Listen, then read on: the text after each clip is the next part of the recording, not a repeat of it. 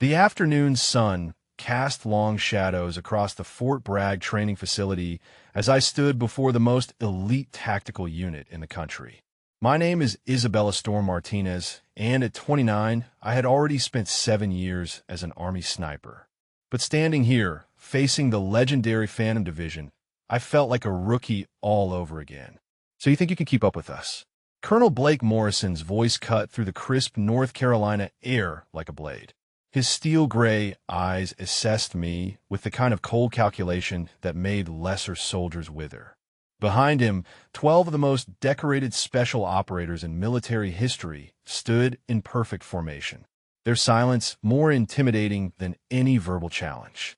Before we jump back in, tell us where you're tuning in from. And if this story touches you, make sure you're subscribed because tomorrow I've saved something extra special for you. I had fought for 3 years just to get this tryout. The Phantom Division didn't recruit. They selected. One slot had opened after Sergeant Thompson retired, and somehow my name had surfaced from the thousands of elite soldiers across all branches. The invitation came with no explanation, just coordinates and a time. Yes, sir, I replied, keeping my voice steady despite the hurricane of nerves in my chest. Morrison stepped closer.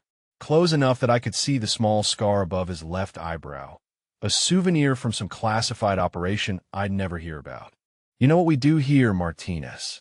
Counterterrorism, deep reconnaissance, asset elimination. The textbook answers felt inadequate as they left my lips. His smile was sharp as broken glass. We do the impossible. When Delta Force calls in sick, when SEAL Team 6 hits a wall, when the CIA runs out of options, they call us. He gestured to his team. These 12 operators have a combined 847 confirmed kills.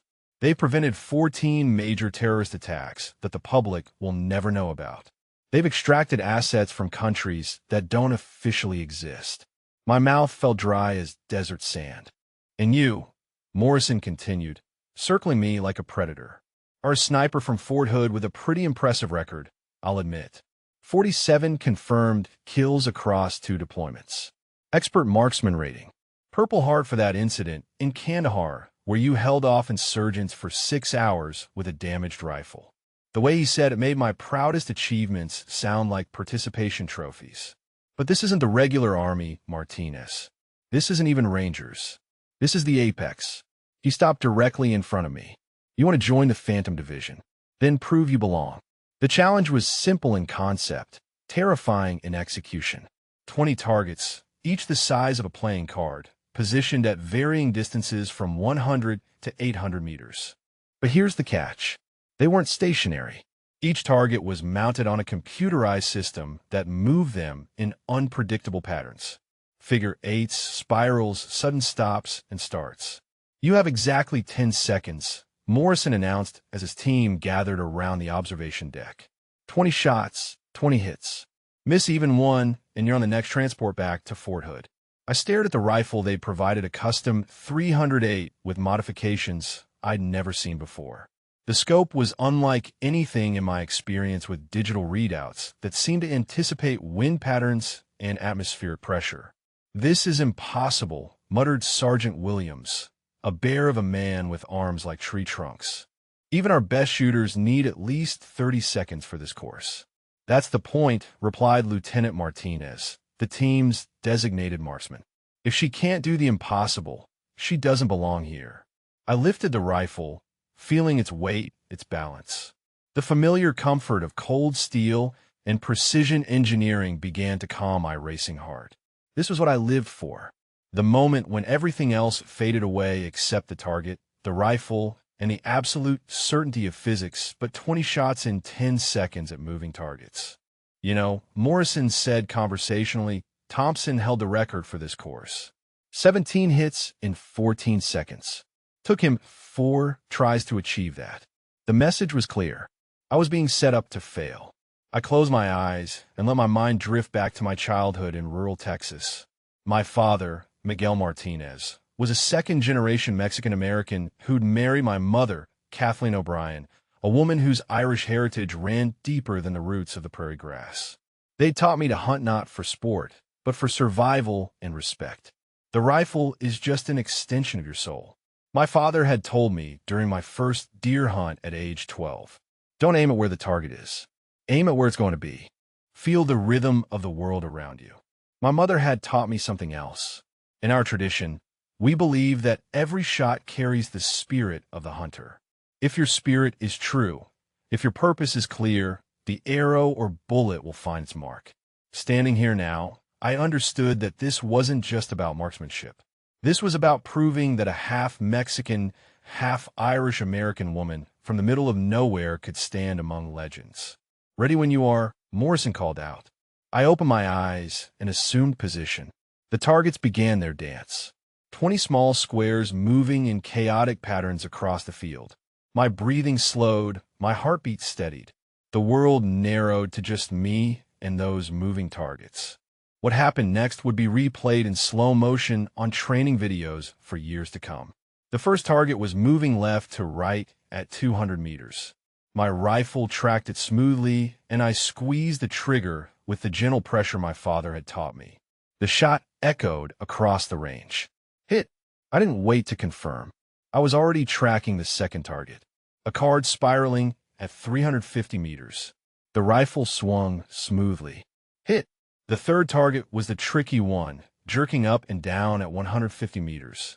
I led it perfectly, accounting for its erratic pattern. Hit! Time seemed to stretch like warm honey. Each shot flowed into the next with mechanical precision. My hands moved without conscious thought.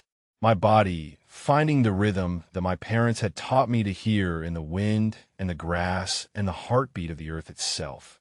Target 4, a figure 8 pattern at 500 meters. Hit target 5 sudden stops and starts at 275 meters. I could hear Morrison counting behind me. The rifle became an extension of my spine, my arms, my very will. I wasn't thinking anymore. I was just being. Each target appeared in my scope already perfectly aligned, as if the universe itself was conspiring to guide my shots. Target 8 hit, target 9 hit, target 10 hit. Halfway through, with 5 seconds remaining, the last 10 targets were the most challenging distances ranging from 600 to 800 meters, moving in complex patterns that would challenge even computerized systems. But I was no longer operating on human reflexes. I had become something else, something that existed purely in the space between intention and result. 15:16:17. The rifle sang its deadly song. Each shot perfectly timed, perfectly placed. I could feel my ancestors guiding my hands, generations of hunters who had fed their families with nothing but skill and patience and absolute respect for their weapons. My father's words echoed through my consciousness. Feel the rhythm of the world around you. My mother's Irish tales of warriors who could become one with their weapons suddenly made perfect sense. This wasn't just marksmanship. This was something deeper, something that connected me to every hunter who had ever held a weapon with sacred intent. The digital scope seemed to anticipate my needs, the wind readings flowing into my consciousness without conscious calculation. My breathing synchronized with the movement of the targets, creating a harmony that transcended individual skill and entered the realm of pure instinct. Target 18 vanished in a puff of debris. Target 19 dissolved at 750 meters. And then with perhaps half a second remaining, I found target 20 in my scope, a card doing a complex spiral at maximum range. I exhaled slowly, squeezed the trigger, and watched the final target explode into fragments. Silence that followed was profound. I lowered the rifle and turned to face Morrison and his team. Every one of them stood frozen, staring at me as if I just walked on water. 9.6 seconds, Morrison said quietly, checking his stopwatch. His face was unreadable. The silence stretched longer. 20 hits, confirmed Martinez from the spotting scope, his voice barely above a whisper. 20 perfect hits, Sergeant Williams shook his head slowly. I've been doing this for 15 years. I've never seen anything like that. Morrison approached me, his expression still unreadable. For a moment, I thought he might dismiss it as luck, demand I do it again, find some reason to send me home. Instead, he extended his hand. Welcome to the Phantom Division, Sergeant Martinez. The debriefing that followed revealed what I'd actually accomplished. The previous record, Thompson's 17 hits in 14 seconds, had stood for 3 years. No one had ever achieved 20 hits in under 10 seconds. In fact, according to the computer analysis, my performance fell within the realm of statistical impossibility. How? Morrison asked as we sat in his office later that day. The question wasn't challenging. It was genuinely curious. I thought about my answer carefully. I stopped trying to be fast, I said finally. Speed was the enemy. Instead, I just tried to be inevitable. He nodded as if that made perfect sense. There's something else, I continued. When I was growing up, my mother told me stories about warriors who could become one with their weapons. I always thought they were just stories, and now I smiled. Now I think maybe the stories were instructions. That night, alone in my assigned quarters, I called my parents. My mother answered on the first ring, as if she'd been waiting. "How did it go, Little Eagle?" she asked, using the childhood nickname she'd given me after watching me track a rabbit for 3 hours with unwavering patience. "I made the team," I said. "Of course you did." There was no surprise in her voice, only quiet pride. "Your grandmother dreamed of hawks last night. She said one of her bloodline would soar among the clouds." I felt tears prick my eyes. "Dad around?" "Right here, sweetheart," came his familiar voice on the extension. "I'm proud of you, Isabella. But more than that, I'm proud of how you carried yourself. Your spirit was true." The next morning brought my first official briefing as a member of the Phantom Division. The mission details were classified beyond my current clearance level, but Morrison made one thing clear. We will be deploying within the week. "Martinez," he said as the briefing concluded, "that performance yesterday wasn't luck, was it?" "No, sir." "Good, because where we're going, luck won't be enough." He handed me a file marked with security classifications I'd only heard whispered about. "Study this. And Martinez, welcome to the impossible." As my new teammates filed out, Williams paused beside my chair. "Just so you know," he said quietly, "that was the most incredible display of marksmanship I've ever witnessed. And I've worked with some legends. Thank you. Don't thank me yet. Wait until you see what we're going to ask you to do next." 6 months later, I would find myself on a rooftop in a city that doesn't appear on any map, providing overwatch for an operation that officially never happened. The targets would be real, the stakes impossibly high, and the margin for error non-existent. But that morning at Fort Bragg, holding that file in my hands and feeling the weight of my new role settling on my shoulders, I understood that everything in my life had led to this moment. The hunting trips with my father, the stories from my mother, the years of training and combat, all of it had been preparation for becoming something I never dared dream I could be. I was no longer just Isabella Martinez, Army sniper. I was Storm, Phantom Division operator. And as I walked out of that briefing room, I could swear I heard the whisper of wind through prairie grass, carrying the voices of all the warriors who had come before me, welcoming me home. The elite unit had said, "Prove it." And in 9.6 seconds, I had proven everything. 3 years have passed since that day at Fort Bragg. The missions I've completed remain classified, but the 20-target course has become legendary within special operations communities. They call it the Storm Standard now, and it's used to benchmark the absolute peak of human marksmanship capability. New candidates still attempt it. None have come close to my record. But more importantly, the Phantom Division has evolved.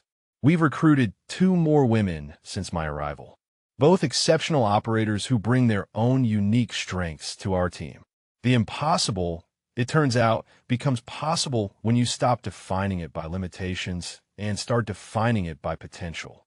Colonel Morrison retired last year, but not before telling me something I'll never forget. "Martinez, in 30 years of military service, I've seen courage take many forms. But what you showed that day, that wasn't just skill. That was the kind of faith in yourself that moves mountains." He was right about one thing. We do the impossible here. But what he didn't understand until much later is that sometimes the impossible is just someone else's limited imagination, meeting an unlimited spirit. And sometimes all it takes is 9.6 seconds to change everything. The legend lives on, inspiring a new generation of warriors who understand that excellence knows no boundaries when spirit meets preparation meets opportunity in perfect harmony. The first classified mission came 3 weeks after my acceptance into the Phantom Division. Morrison briefed me personally in a secure room deep within Fort Bragg's classified operations center.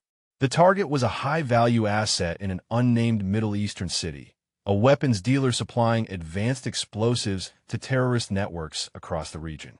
Intelligence indicated he would be meeting contacts at a specific location, but the window of opportunity was narrow. Less than 4 minutes before his security detail would move him to a hardened safe house. You'll be providing overwatch from a building 847 meters from the target zone, Morrison explained, pointing to satellite imagery spread across the briefing table.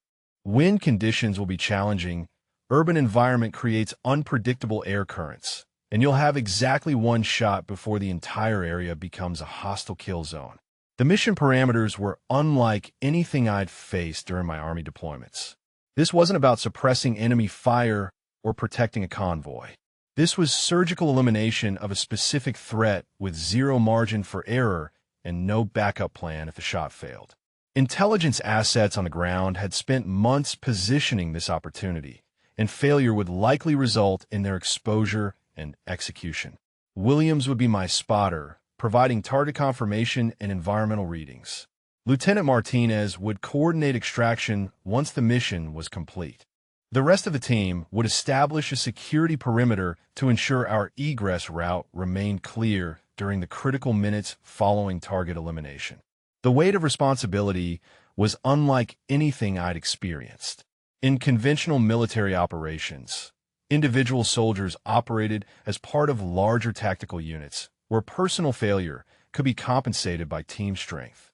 But Phantom Division missions required absolute individual excellence, because there was no room for collective compensation when operating at this level of precision and consequence.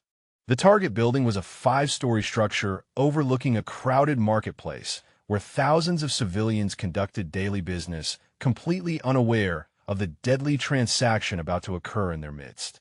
Williams and I established our overwatch position on a rooftop 847 meters away, using local construction materials to create concealed firing positions that would blend with the urban environment. The custom rifle I'd used during the Phantom Division qualification had been modified specifically for this mission.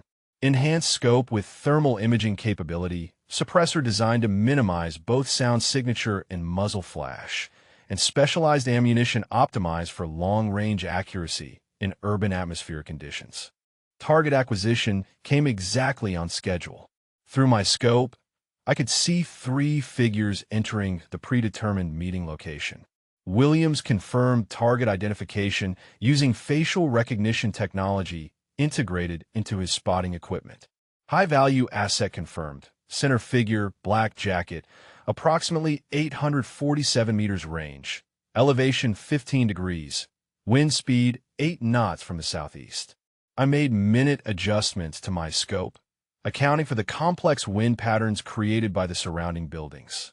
Urban environments created unpredictable air currents as wind flowed around structures, creating turbulence that could deflect even the most precisely aimed shot. The breathing techniques my father had taught me during those childhood hunting trips in rural Texas became essential as I entered the meditative state required for extreme precision shooting. My heartbeat slowed, my vision tunneled, and the chaotic sounds of the marketplace below faded until only the target remained in my consciousness. Williams provided final confirmation. Target stationary, clear shot, wind holding steady. You're cleared to engage. The shot was perfect. The target dropped instantly, and within seconds the remaining figures scattered in panic. Williams confirmed elimination while I immediately began breaking down my equipment for rapid extraction as planned. The extraction was flawless. Lieutenant Martinez guided us through predetermined escape routes while the rest of the Phantom Division team ensured our path remained clear of hostile forces. Within 12 minutes of target elimination, We were aboard an unmarked helicopter heading toward a secure airfield where transport aircraft waited to return us to Fort Bragg. Morrison debriefed me personally during the flight back. His assessment was direct and professional. Perfect shot placement, textbook mission execution, zero collateral damage. Intelligence assets confirmed target elimination was successful, and their covers remain intact. You performed exactly as expected for a Phantom Division operator. But I could see something deeper in his expression, a recognition that went beyond simple mission success. That shot required capabilities that transcended normal military training, and we both knew it. The 847-meter urban shot, with complex wind conditions and elevated angle, had been designed to test whether my qualification performance could translate to real-world operational requirements. The mission's success proved that the Storm Standard wasn't just a training exercise achievement. It represented a level of marksmanship capability that could be deployed operationally when conventional military options were insufficient. Over the following months, similar missions followed, each one more challenging than the last, each one requiring the kind of precision that had become my signature within the special operations community. Targets at extreme ranges in hostile environments, time-sensitive eliminations where conventional assault teams couldn't achieve the required speed and stealth, and high-value asset neutralizations where political considerations demanded absolute deniability. The Phantom Division reputation grew accordingly. When other elite units encountered problems that seemed impossible to solve through conventional tactical approaches, they began requesting our specific capabilities. The unit that had once been Morrison's personal project became a strategic asset that senior military leadership deployed when success required transcending normal operational limitations. The turning point came during my second year with the Phantom Division. Morrison called me into his office with news that would reshape how I understood my role within the special operations community. The Pentagon has approved expansion of our recruitment protocols, he announced, sliding a classified document across his desk. They want us to identify and train operators who can replicate your capabilities across multiple military branches. I studied the document with growing amazement. The Storm Standard had become more than just a benchmark for marksmanship excellence. It had evolved into a template for identifying soldiers whose potential transcended conventional training limitations. Military psychologists had analyzed my qualification performance and developed assessment protocols designed to identify similar capabilities in other candidates. The program would recruit from Army Rangers, Marine Force Recon, Navy SEALs, and Air Force Special Operations, seeking individuals whose backgrounds suggested the kind of adaptive excellence that couldn't be taught through standard military instruction. Morrison continued the briefing with details that revealed the scope of what was being planned. We're not just expanding the Phantom Division. We're creating a new category of special operations capability. Precision elimination specialists who can operate independently in environments where conventional teams would require extensive support infrastructure. You'll be training the first class of candidates, teaching them not just marksmanship techniques, but the mental disciplines that allow someone to achieve statistical impossibility on demand. The responsibility was both honor and burden. Training others to achieve what I'd accomplished meant understanding my own capabilities well enough to transfer them systematically. The intuitive processes that had guided my shooting during the qualification trial would need to be deconstructed and rebuilt as teachable methodologies. But more importantly, I would be shaping the next generation of operators who would carry the Phantom Division legacy forward into conflicts and challenges that hadn't yet been imagined. Today, as I watch the newest class of Phantom Division candidates attempt the Storm Standard, I see reflections of my own journey in their determined faces. 3 years have passed since that afternoon at Fort Bragg, when Morrison challenged me to prove I belonged among legends. The impossible has become routine, but it never becomes easy. Each mission still requires the same total commitment that guided those first 20 shots in 9.6 seconds. The candidates struggling with the moving targets understand what I learned that day. Excellence isn't about eliminating limitations.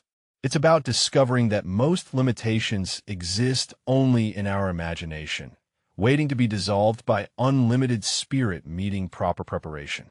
Morrison retired 6 months ago, but his final words to me echo every time I step onto the training range. Martinez, you didn't just break a record that day. You broke the assumption that human potential has fixed boundaries.